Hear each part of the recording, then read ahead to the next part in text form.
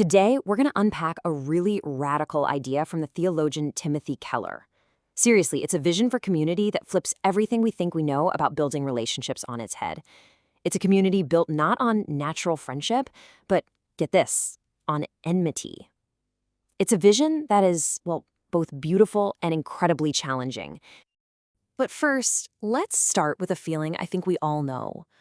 Why is real, true community so hard to find? We all crave it, right? But our groups, our friendships, they often feel so fragile, like they're always just one disagreement away from blowing up. It's like the very things that are supposed to bring us together end up pushing us apart, even though that connection is one of the deepest needs we have. So Keller kicks things off with this huge promise. He argues that Jesus' main mission wasn't just to hand individuals a new rule book for life, but to actually create a whole new kind of human society, a new community that could literally show the world a different way to live together. And he uses this incredible analogy to explain it. Think about it. Our individual lives are like single, fragile threads. On our own, we can snap so easily.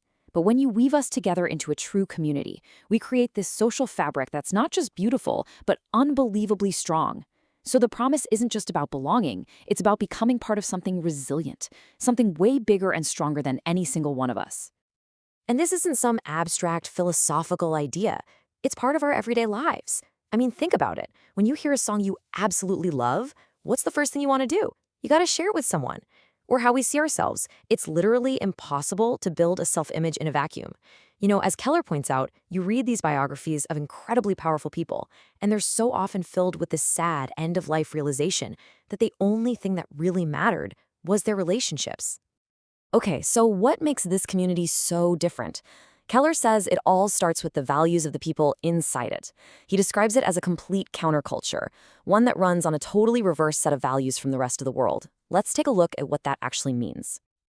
And wow, look at this contrast. It's like two totally different rule books for life.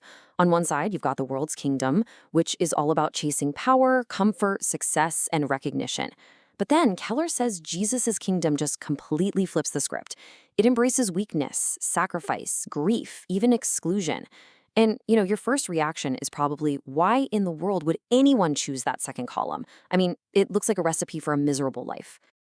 Well, this quote he uses is really the key that unlocks that whole puzzle. Now, Keller isn't saying you should go out looking for suffering. Not at all.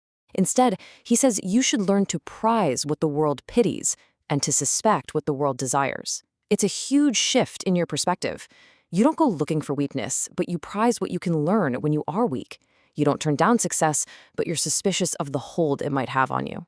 And this leads to this kind of paradoxical idea he calls blessedness. He describes it as a deep inner satisfaction that just isn't tied to your circumstances. In fact, he says it's a kind of blessing that actually gets stronger in the hard times. It's like how the stars shine brightest on the darkest night. It's a joy that hardship can't touch and might even make deeper.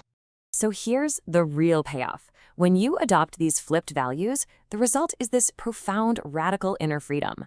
Suddenly, things like power and comfort and success and status, they just lose their grip on you.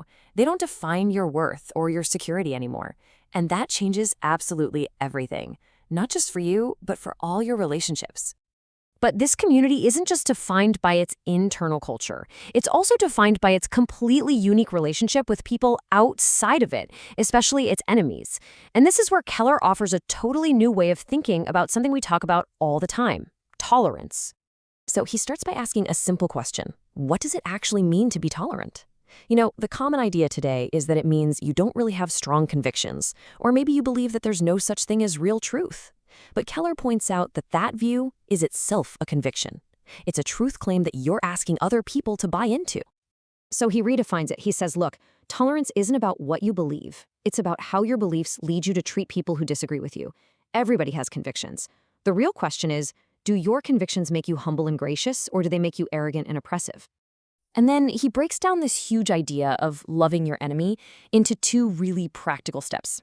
First, there's the inner work. You pray for them until you can genuinely wish for their good, for their flourishing. Then comes the outer work. You actively do good to them. Now, this might even mean confronting them, but it has to be done without any desire to humiliate or hurt them, only to help. This totally reframes one of the most misunderstood phrases out there: turn the other cheek. Keller argues it's not some passive invitation to be a doormat. No way. It's actually a proactive, powerful, symbolic gesture. It's an offer of peace and friendship to someone who sees you as their enemy. It's choosing to be a peacemaker, not a victim. Okay, so let's be honest.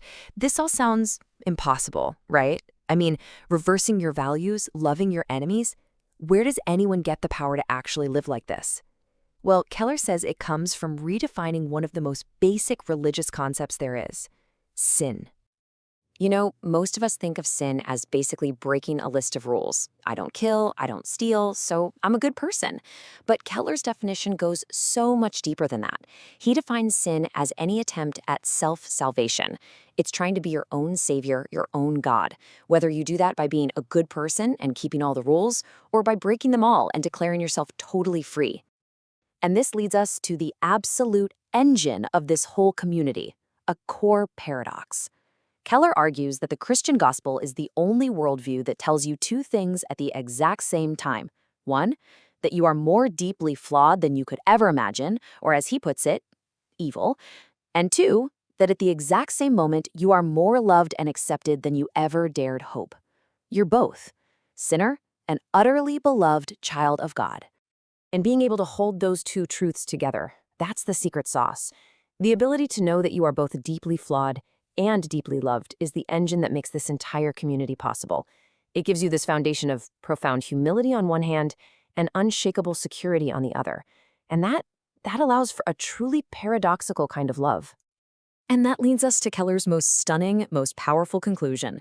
The church, this new community he's describing, it's not a gathering of people who are natural friends. It is a band of natural enemies who have somehow found a way to love one another, not because they're alike, but because of a shared allegiance to Jesus.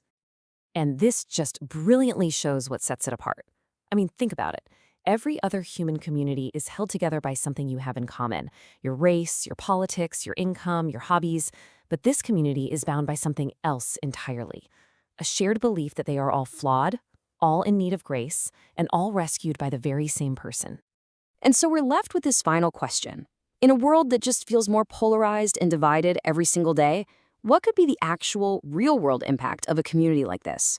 A group of people who are natural enemies, but who have found a power that makes them into family. What could a community like that truly achieve?